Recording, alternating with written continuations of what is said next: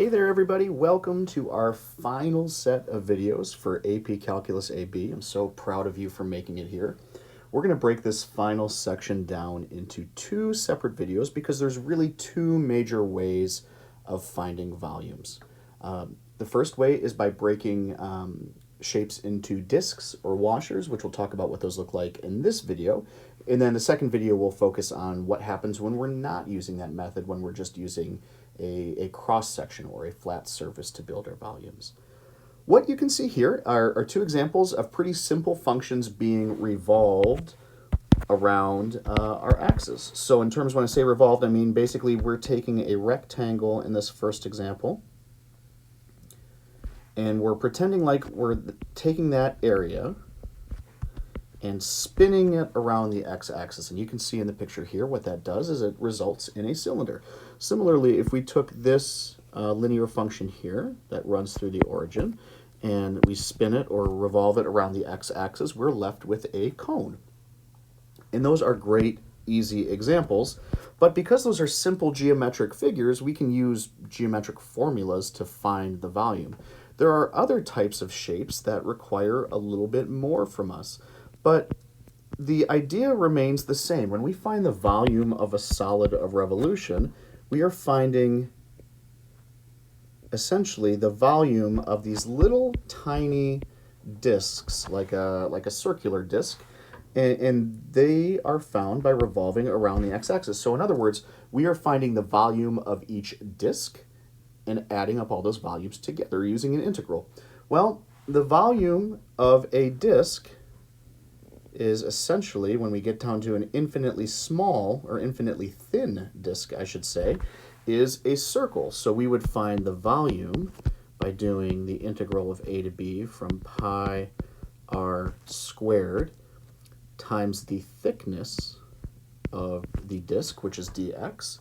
And we start there, but through some manipulations, we find this volume formula here, which says pi times the integral from a to b of f of x squared dx. And you'll see that we've replaced the radius with f of x. Well, that's simply because this length, the length of this radius here, is just the height or the y value of the function. And so we're going to be working on that today. If we scroll down to example number 1, it says find the volume of the solid of revolution generated by revolving the region bounded by the graph of y equals square root of x, the x-axis, and the line x equals 5 about the x-axis. That's a lot. Let's first deal with this by graphing it. So I'm going to I'm not going to spend a ton of time, but just a brief sketch of what this graph looks like. So it says the curve y equals the square root of x. That's a pretty good one. The x-axis, okay, sweet. And the line x equals 5, we'll say that's here. And so what you see, and before we go any further, they do tell us to revolve about the x-axis. So that means we're going to spin it this direction. All right, which means our disks need to run perpendicular to the axis that we're revolving around. So there is the cross-section, or at least the radius of one of the disks. So when we set up our volume problem, and this one can be done without a calculator, we say v is equal to pi. It looks like we're going from 0 to 5. Our function is the square root of x squared dx. And then we use calculus to kind of sort this all out. So volume is equal to pi times the integral from 0 to 5. We can simplify within this integral. The square root of x squared is just x dx. So that means our volume is equal to pi times the antiderivative of x from 0 to 5. So this becomes pi times 25 over 2 minus 0, or 25 pi over 2 units. We didn't give you any units here, and because this is a volume, these are going to be cubic units, or units cubed. And it really is that simple when we're only dealing with one curve. So I invite you to take a look at example number 2, which is a similar idea with one major change. So if you get to example 2 and you try it on your own and you run into problems, we're going to talk about that in just a moment. So I invite you to pause the video, try example number 2 out, and then we'll work on this together. Okay, welcome back. We're going to go through this problem from start to finish, and here we go. It says example number 2, find the volume of the solid of revolution generated by revolving the region bounded by the graph of y equals x to the third, the y-axis, and the lines y equals 1 and y equals 8 about the y-axis. And maybe you ran into trouble when you saw that. Maybe you didn't even notice that. And if you didn't notice that, then we might have had a problem as well. But again, we're always going to start, if this is a non-calculator question, which this one is, by graphing it, or at least sketching a graph.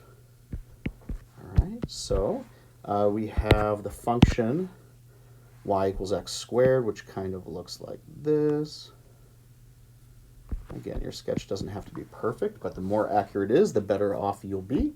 Y equals 1 and y equals 8. Sorry about that. So here, we'll call this y equals 1. We'll call this y equals 8. So the region we're talking about here is this space here.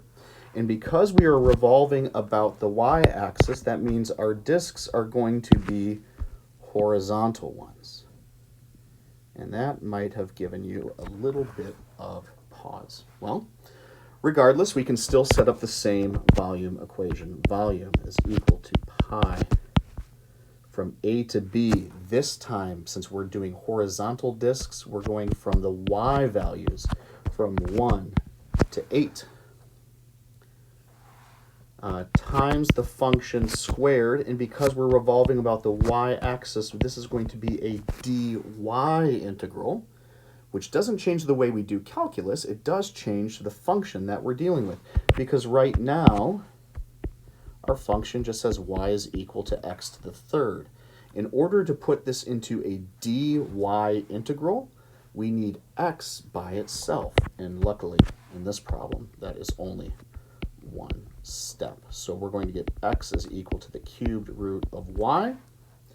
Okay, so that means the cubed root of y is going into the integral expression. We're going to simplify this now. The cubed root of y squared is the same as writing y to the 2/3 dy. So from here, we can take the antiderivative of y to the 2/3. We're going to increase the exponent by 1, multiply by the reciprocal, and we're going from 1 to 8. So this means pi times 3/5 8 to the 5/3 minus 3/5 1 to the 5/3. All right, we're going to size this down a little bit so we have some more space. Taking something to the 5/3 power is probably, and especially in this case, easier to take the cubed root first and then take it to the 5th power. So for instance here, this is 3/5, 8 to the 5/3. So the cubed root of 8 is 2. 2 to the 5th is 32. Minus 3/5 times 1 to any power is just 1. So our volume is 96/5 minus 3/5. Or in other words, for an exact answer, since we're not using a calculator, this is going to be 93 pi over 5 cubic units. All right. So far in this video, you have one example of a dx volume or vertical disks, and here we have an example of a dy volume with horizontal disks. There's one more type of problem, and that's what we're going to finish this video with, and that's here in example number 3. This says, find the volume of the solid of revolution generated by revolving the region bounded by the graphs of y equals 2 over x and y equals 3 minus x about the x-axis. Cool. So far, this doesn't seem any different in wording, perhaps, to you than it might have otherwise. But let's take a look.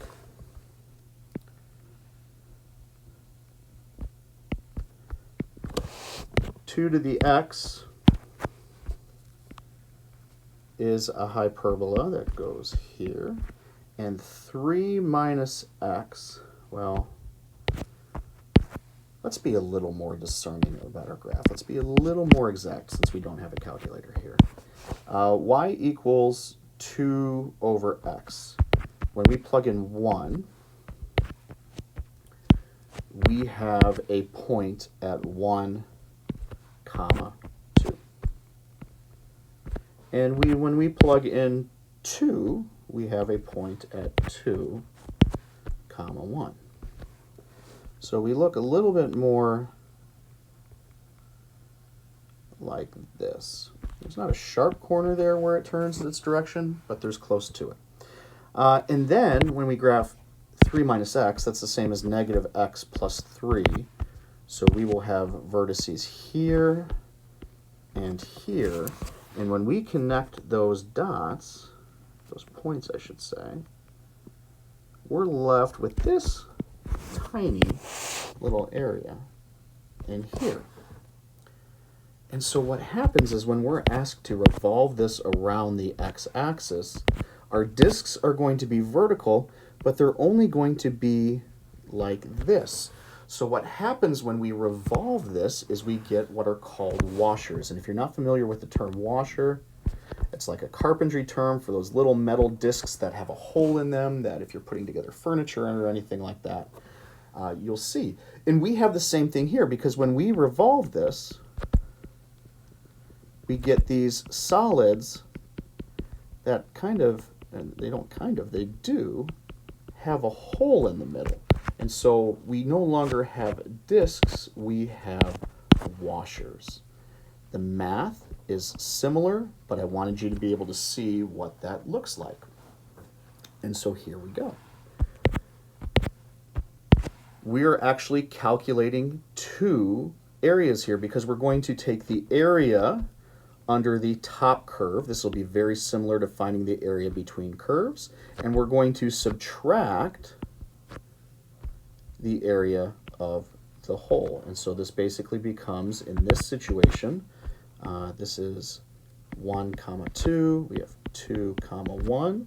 So our volume is going to be the area pi times the integral from 1 to 2 of our top function, which is 3 minus x squared dx, minus pi times the same integral of the bottom function squared,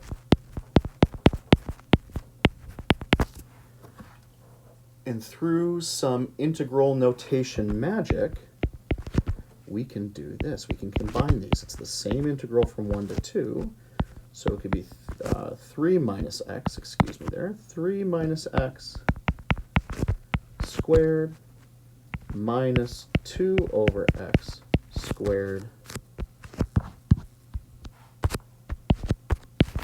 dx. And from here, before we take the antiderivative, we're going to want to do some algebra. So let's square each of these functions. 3 minus x squared is 9 minus 6x plus x squared minus 2 over x squared is 4 over x squared dx. Okay.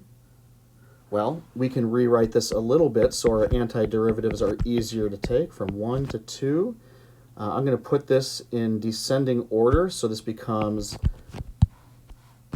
x squared minus 6x plus 9 minus 4x to the negative 2 dx. All right. Well, let's keep going. Now we can take our antiderivative. 1/3 x to the third minus 3x squared plus 9x minus 4 x to the negative 2 power. We're going to increase the exponent by 1 and multiply by the reciprocal. And that's going to be from 1 to 2. Here we go. We're going to take pi and keep simplifying.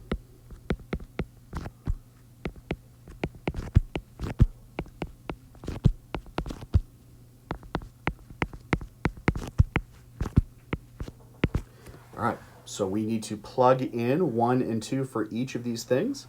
So you're going to need a little bit more space. I'm going to do my best to fit that all here.